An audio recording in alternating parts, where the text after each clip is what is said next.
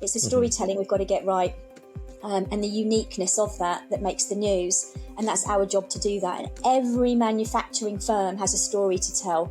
There's a lot of it's to do with trust.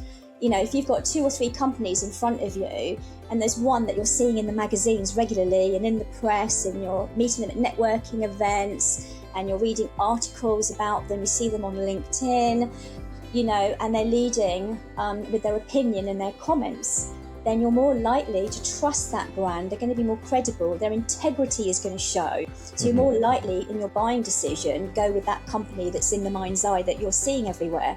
And that's PR. Made to Grow, the podcast for SME manufacturers, brought to you by FlowLens, the simple, affordable MRP system. Over the coming 10 episodes, we've got a host of experienced manufacturers, industry thought leaders, and subject matter experts sharing their personal stories and professional insights to help you on your manufacturing success story. So, stay tuned and subscribe on Spotify, Apple, or wherever you get your podcasts for a new episode every fortnight. My guest this week is Anila Rose, MD of Rose Media Group, a B2B PR agency specialising in targeted media relations and marketing communications for UK manufacturing businesses. We discuss the fundamentals of PR and marketing comms and what they mean specifically for manufacturers. There's a great deal of misunderstanding on what PR is and what it has become in the digital era. So as someone who has been running a specialist agency for almost 20 years, Anila is the perfect person to lay some myths to rest and help you realise the opportunity that PR presents for your manufacturing business. Let's jump right in. So welcome, Anila Rose, to the Made to Grow podcast. It's great to have you on board. Hi, Rich. Yeah, really great. Thank you for inviting me to talk to you today. You're welcome. You're welcome. Just for our listeners' benefit, Anila, could you give a wee bit more background to your career and what you do and really what gets you out of bed in the morning? Love that question. Yeah, of course. Yes. So, yes, I'm Anila Rose. I am the Managing Director of Rose Media Group. We are a PR agency based in West Sussex, which I founded 19 years ago. Long time ago now, goodness. We specialise in business-to-business campaigns, working mainly within kind of manufacturing, engineering and industrial sectors. And my background is more specifically within aviation and aerospace, having started my PR career a long time ago, decades ago now, within that sector. So I am technically trained. And yes, we've been really fortunate to have won a number of awards for the PR campaigns that we have run over those almost 2 decades of running my agency. So I'm really proud to be a very long-established small business agency owner. In terms of, what gets me up out of bed in the morning, I absolutely love that question. Actually, thinking about what is it that when I wake up in the morning to actually physically getting me up, what is that process? I suppose firstly it's hunger. I've got to get up because I'm hungry. But for me, if I'm really honest, it's about curiosity for the day ahead. I'm a very driven individual. I think most agency owners, entrepreneurs, business people are. So for me, I'm more, the positive individual rather than, the glass being half empty. For me, it's about what's today going to bring for me? Who am I going to meet? What am I going to learn? Who am I going to annoy today? Who am I going to disagree with today? And I think that feeling of wanting to make a difference today in whatever aspect of my business, personal life that is, it doesn't matter. It could be that I'm going to make a difference to my children's life today, that I'm going to make a difference to my husband's life today, to my Rose Media agency team's life, to my client's life. Something's going to happen today. And I think that's how I'm driven. I'm highly driven. I've got a lot of energy, a lot of passion, love my work. Otherwise, I wouldn't still be doing it 19 years later, Absolutely. It's a great track record. And I love the curiosity thing. What is this day going to bring? Yeah. I'm quite a nosy person. I think a lot of PR people are, and that's why we're good at what we do, because we're curious, we're nosy, we want to know more, And I think because from a very early age, I could see, and my teachers at school could see, that I was always asking questions, that I kind of wanted to know the reasons for things. Don't just say something's not possible or you can't do that. It's more like, well, why? Explain to me why. What are the facts behind what you're saying? And even as early on as a child, I was like that. So I think I've carried that right through, and that's why it works so well now within my agency and as a B2B technical agency and working with manufacturing industry, working within this sector. It really holds well. That's how my mind works. I know, but particularly in the manufacturing sector, you've got to not necessarily simplify complexity, because you're usually communicating with technical buyers, but there's there's usually a lot of detail and a lot of innovation that needs to be conveyed and understood by a broader audience. Absolutely spot on. Yeah. Yes. In terms of today, and with working with manufacturers, obviously over that 19-year period, the world has transformed. Never mind AI, but social media, LinkedIn, just the way in which we find information, the way we buy, and the way we communicate with each other. I mean, today, how do you go about kind of presenting PR as a necessary part of the marketing mix for manufacturers? Yes. You're absolutely right, Rich. Things have really evolved and changed, and certainly in the time that I've been working within PR and marketing, it has changed at such a pace. It has evolved and moved with the times. And I think as an agency, we've had to keep up with that, because clients are kind of always putting us on the spot and wanting to know what else they should be doing. So we've always got to keep ahead of that curve and educating ourselves. But in terms of the whole marketing mix with PR is just one element, one part of marketing. And I think that's where sometimes the manufacturing industry can perhaps be a bit confused as to where PR fits into that whole marketing mix. And you have PR, you've got marketing, you've got events, you've got social media, you've got podcasts like what we're doing now. You've got obviously the sales side of things and lead generation. There's so many different aspects of marketing, but they're all interlinked and they all play a part. And I think the good agencies out there will recognise the differences between all of those activities, but actually work with the client to bring all of that together. And I think because my background particularly crosses over all of those areas I've just mentioned, I do understand how they can work together. So, PR, let's just have a think about what is PR, because I think if you don't understand what PR actually means, then you're not going to fully understand and appreciate how it can work for you and the benefits. So PR isn't just about generating sales. I mean, obviously, that's ultimately what we want, right? That's what businesses need. We need a buoyant cash flow. We need leads coming in, pipeline business coming in. And when we're contacted by prospective clients, that's the one thing they say, that we need more business. We need to be better known. No one knows about us, but yet we're leading in our field. Why don't people know about us? Right, so there it is. There it is right there. People don't know about us. So that's where PR comes in. So PR, in its simplistic form, is helping companies become better known. That's, I try and keep things really simple. And I think one of the most important and key benefits of PR is generating that brand awareness. Quite simply, so it's that publicity allows customers and potential new ones to have an interest in you and to trust your brand. So a lot of it's to do with trust. If you've got 2 or 3 companies in front of you and there's one that you're seeing in the magazines regularly and in the press, and you're meeting them at networking events and you're reading articles about them, you see them on LinkedIn, and they're leading with their opinion and their comments, then you're more likely to trust that brand. They're going to be more credible. Their integrity is going to show. So you're more likely in your buying decision, go with that company that's in the mind's eye that you're seeing everywhere. And that's PR. That's visibility of the brand. So, PR can fully support manufacturing businesses, to meet their objectives, to increase their turnover, and to support cash flow. And where do you see manufacturers going wrong with PR? Is it that they're not doing it, or they're doing it badly, or they're sort of emphasizing other aspects of the marketing mix and ignoring PR? That's another really brilliant question, Rich, actually. Yeah. Do you know, I recently read a stat.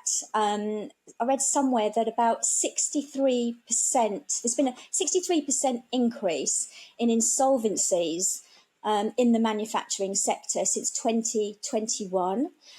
And with the ongoing kind of financial crisis, it's, for me, I read that and I just thought it's absolutely crucial that businesses invest in some sort of PR and marketing, to increase their brand reach to new customers, because, it is a sector that is really suffering. It's been really, really hard. You could say that Brexit's had a part to play as well.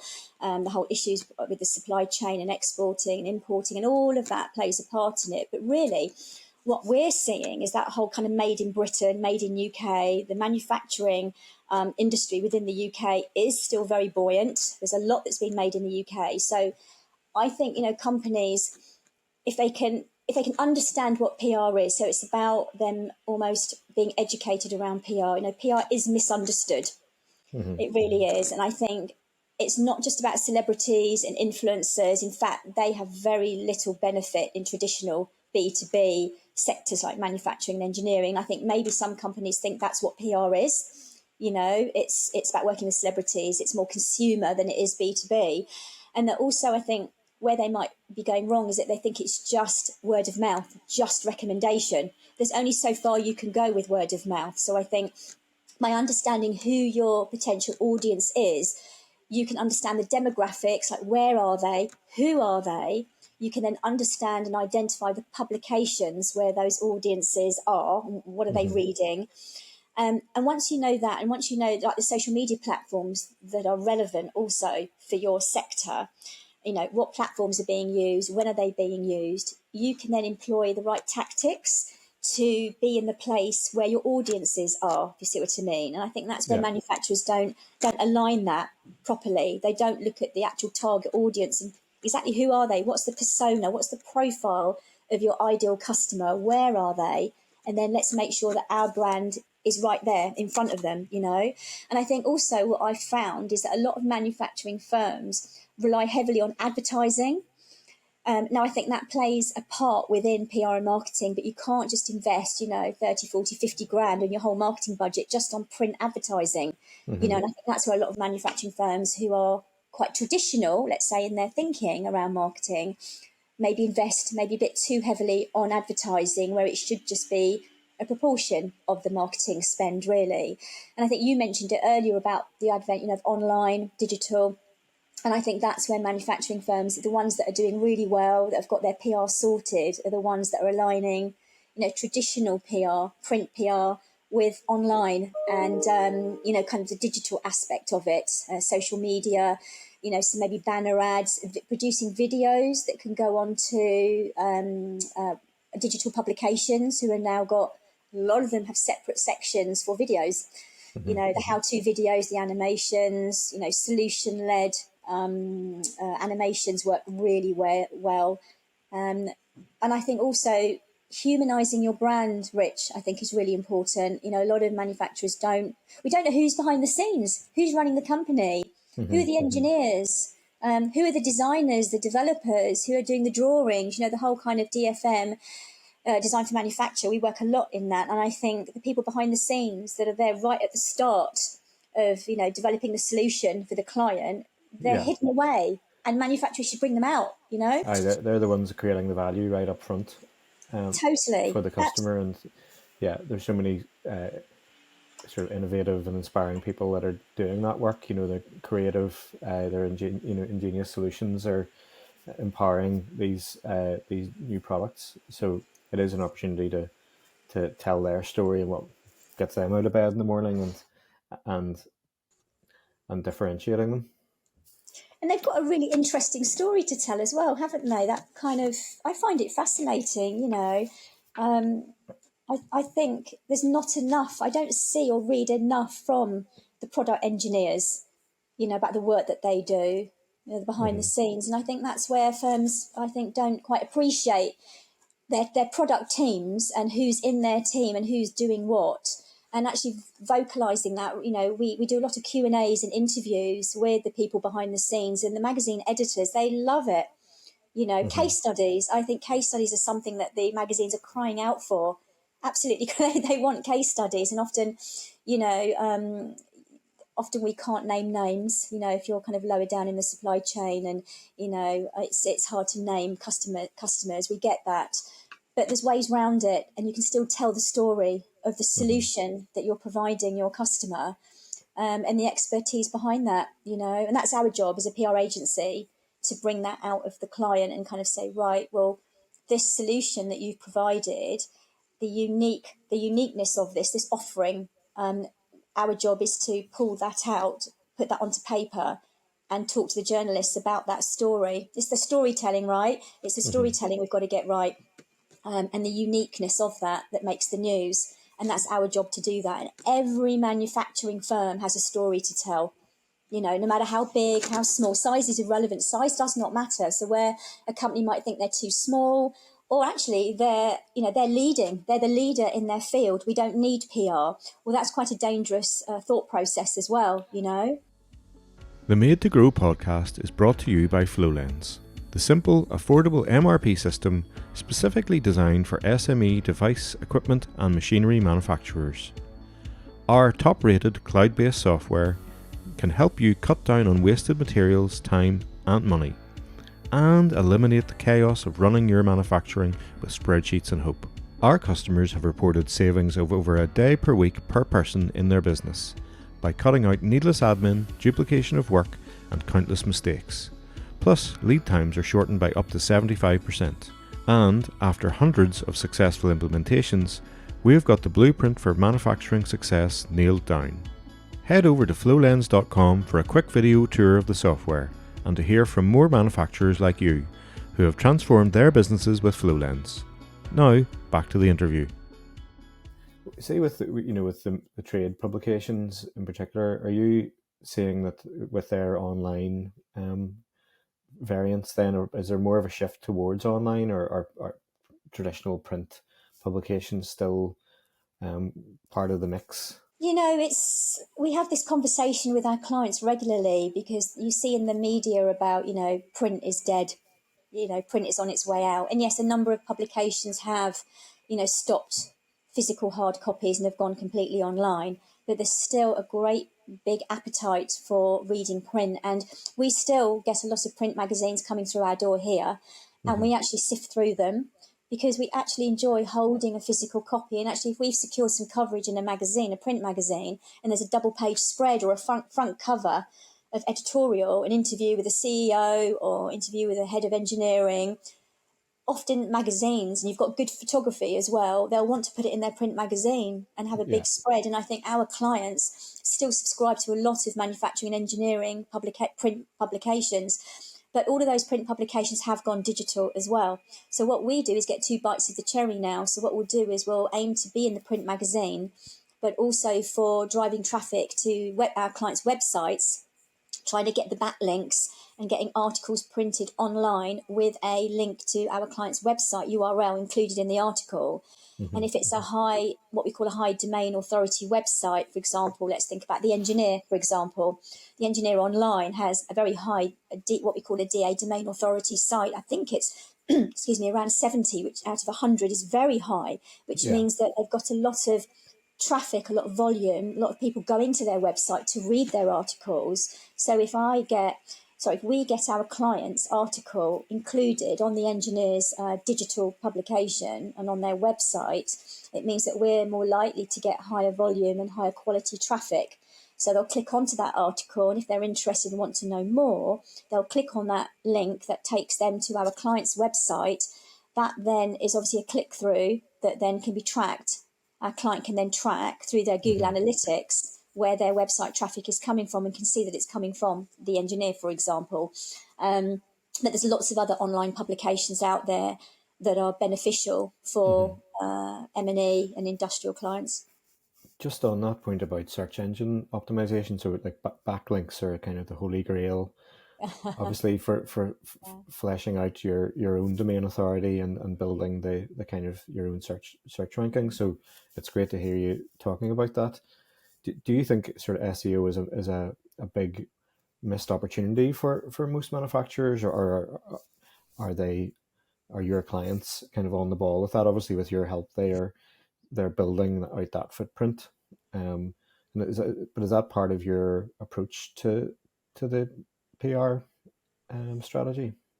Yeah, another great question. Yes, it not hasn't always been part of our strategy, because as a PR agency, it's writing content, it's working with the media. For print publications, kind of traditionally that's what we've focused on. But as PR has evolved, we've had to think about online visibility and driving traffic to websites. And the way to do that is to make sure that your website is in a really strong position in terms of content, in terms of keywords. So actually, without, I suppose, really thinking about it, even years ago when we were writing headlines for press releases, we would pull out the right phrases and words that the journalist would be interested in and get their attention. So I suppose without even realising it, even 20 years ago, we were writing our articles, thought leadership pieces, headlines and sub-headlines with the right terminology in it so that it would attract attention straight away. So that's just taking it another step further, isn't it? So just making sure that the USPs, the phrases that people are typing into search engines to find the answer to their question and to find more information on a subject, as long as you align that. And so those phrases, if you've done your research and you've engaged an SEO agency or a PR agency that understands backlinks and SEO and optimization, then you're more likely to have content through a press release, an article that is optimized to be found via search. And yes, to answer your question, yes, that's what we do. We've had to, otherwise I wouldn't have the agency I've got if I wouldn't have the business, because that's an inherent part, an integral part now of the service that PR agencies have to offer. Because every company's got a website and every company wants to have more people going to their websites. Otherwise, what's the point in having a website? Some clients have a brochure style website where it just looks pretty. That's fine. But you can make it work so much harder for you, and I think that's where we come in. Our job is to look at the client's website and say, this can do more for you. It could be a lead generating tool for you. And we show them how. And that can be done through the written word. And so our job, because we're copywriters here and because we're technical writers, we understand the terminology, phrases, keywords, and because we do keyword research as well before we start writing. And we'll do an audit of our clients' websites as well to see, what landing pages they have for their services, for their products. And assuming they've got individual pages, because that's what works best for SEO, then we can put in links to that specific product page in the press release, which would hopefully then direct traffic to their client's website.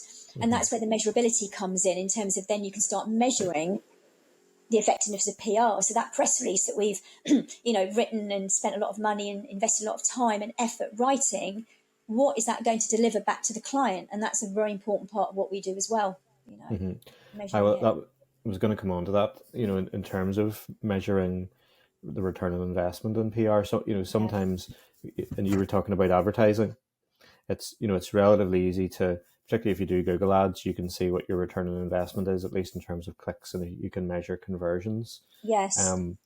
How has that ROI measurement evolved in the PR world? It has changed, it has evolved, and I'm really thankful that it has, because it's been really difficult in the early days to measure the effectiveness of PR. But then I think clients' expectations were different, 20 years ago, even 10 years ago. So it's a matter of kind of just weighing up what the client needs and what's going to be beneficial to them in terms of what PR can do for them. What does success look like to them? What do they need? And ultimately, everybody wants more business, right? We want more leads, more customers. So that's the easy answer to measure its success. Well, we've got X number of new clients on board as a result of this press release. In the ideal world, I'd love to be able to say that's exactly what it would deliver, but that's not always the case, and it would be unrealistic. Yeah, it'd be unrealistic for a client to say, well, PR hasn't worked because it hasn't brought in new business. I think, as I said right at the start, PR just plays one part of the whole marketing mix. And when PR works the best is when, you have got all of the marketing mix working together, and PR is part of that. So in terms of measuring it, there's lots of different ways. There's so many different ways that you can measure the effectiveness of PR actually now. And again, that's the beneficial side of online marketing, is that you can get the data to see what's working and what's not working. And if something isn't working, you can very quickly tweak it. If it's, an online campaign, for example. So for us, obviously, the main thing is press clippings. So seeing how much press coverage that you've secured as a result of that press release, where has that press release appeared? What publications? Is it just a one-line mention, or is it the whole article? Off the back of that, has the publication asked for an interview with the MD, or asked for a factory tour, or asked for more information for a feature? You can gauge the success of that story through what comes off the back of that, is what we look at. Media impressions, we also look at the impressions that article has achieved. So, for example, let's think about, an article appears in the Times newspaper, and the Times newspaper that has a 2 million circulation. You can literally, the impressions you would get would be the circulation of that 2 million readership against that article. And so your article has actually achieved, a 2 million media impressions. So it's quite simplistic in its form. You can just look at the circulation of a magazine, your article appearing in it, and then see actually it's got that number of eyeballs. So that's simplifying it right down, but that we do look at the number, the reach and the impressions, which is important. And social media, you can look at the engagement of your social media, number of new connections, the conversations that you're having, how many are coming through from social media to your website as well, which is great. And then another one is backlinks. We talked about backlinking and how many links as well. Just on the social media side of things, you're always trying to strike the balance on social media with I suppose with B2B, it's mainly LinkedIn, and you've got, your company page, and you've got your more formal content, press releases and whatnot typically would come out on the company page, and then individuals are encouraged to post, and then it's more informal. And do you advise clients on how to build that social media kind of comm strategy into the PR strategy? We do.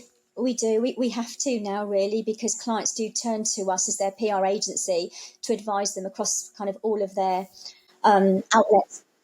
The key things you sort of get people to do, or how, because people aren't used to expressing themselves necessarily, and then you want them to express themselves in a way that's, real and human, but aligned with the brand and with the current message. How do you kind of... So we always kick off with like a discovery session with our clients, where we look at the narrative, the tone, the messaging, how do they want to come across? We always start with that. And once we've nailed that, it's a lot easier and simpler then to write copy, because often we write it on behalf of them. So if it's LinkedIn, for example, is the main social media kind of networking B2B platform that is used, and the one that we work a lot on for our clients. And so we will update their company profile in keeping with the whole narrative of who they are, what their mission is, what they're all about, what they're trying to achieve.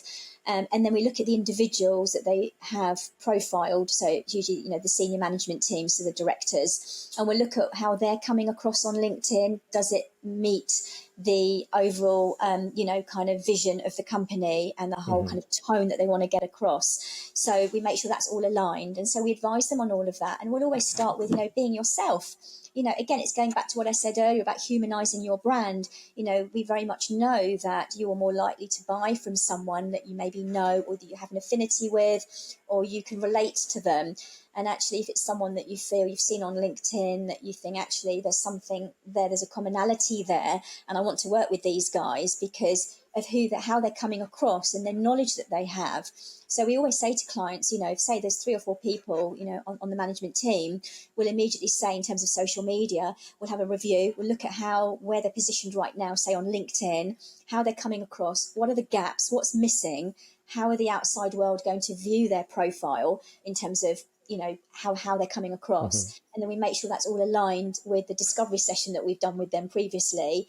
and it all kind of links back to how they should be coming across to help them have a positive image. It's about reputation management, right? So PR is about managing the credibility, trust. You want to develop trust straight away with the person that's come onto LinkedIn, that's looking at your profile.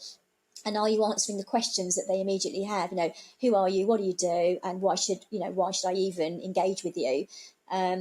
So, like we work in the automotive sector a lot. So for us, it's about making sure that we're talking about electric vehicle technology, battery recyclability. We work within the hydrogen fuel cell space. So making sure that on our profiles, we're talking about that kind of content and that we're in those conversations. So again, we say to our clients, if there's a particular area that you want to be known for, that's your expertise, talk about that. Make comments so that your knowledge is coming across. And if there's a gap on your social media, then fill that gap with your knowledge. So again, that's our job, to come in and almost play devil's advocate and kind of say, well, this is what's missing, and why don't you do this? And to get them thinking about it. So yeah, social media is so effective, and it works brilliantly alongside traditional PR, which is a slow burner, whereas social media is more dynamic and more instant. It is dynamic, but it also requires consistency. You have to be there, not every day necessarily, but once a week ideally, to post something. And yes, I think sometimes people find that daunting. But as you say, if you kind of be yourself, but think about it in the context of everyone has a story to tell, and those ground rules that you set out with the company, that there are usually ways to, you'll find a spark of inspiration for something. So just to wrap up, I mean, it's been eye-opening for me just to understand a lot of the different things that you do for manufacturers. It's definitely dispelled my idea of what PR facilitation actually means today. So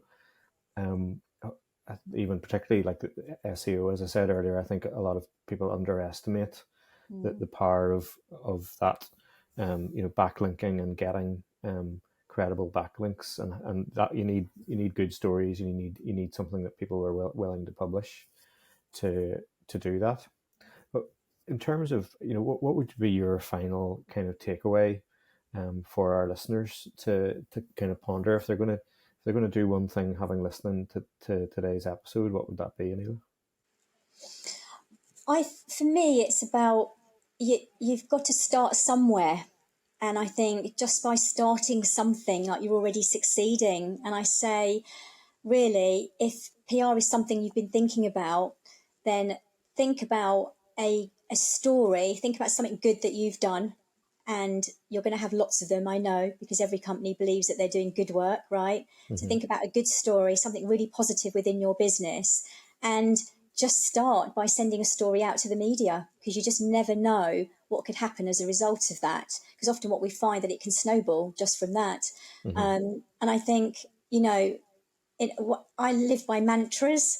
I do a lot of stuff within the sports world, and even within the sports world, I think the whole, in order to succeed, you've got to do what you've never done. And I think that's one of the mantras that I've got. And I think that's very true within business as well. And I actually live by that. So I'm always thinking about what else I can do. So I think that's the main thing that I would share with your listeners is, in order, don't just do things the way you've always done it. Change things up a little bit and try something different, and actually jump into PR head first. Why not? And give it a go, because just by starting, you're already succeeding. Yeah, exactly. It comes back to that story. People underestimate how interested others are in the story, and particularly in the UK and Ireland, like, we've got so many fascinating manufacturers. The products and innovations that are coming out of here are mind-boggling. So they are. Those stories deserve to be told. Yeah. Well, thank you, Aneela. How do people find you? I'm very active on LinkedIn, so you can find me on LinkedIn, Aneela Rose.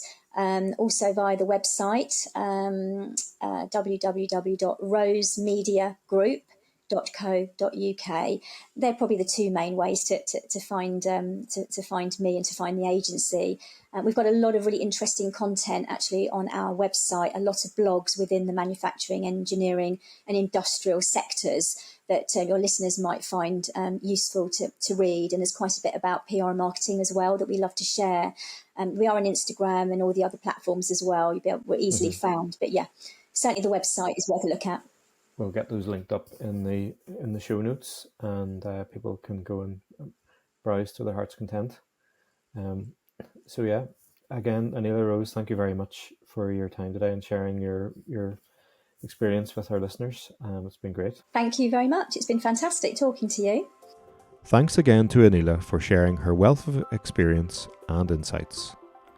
As some of our previous guests have alluded to, marketing is one of the most important aspects of running a successful manufacturing business. Beyond generating sales, brand awareness and improved reputation can increase your product's perceived value, strengthen your recruitment efforts, and make your business a more attractive investment prospect.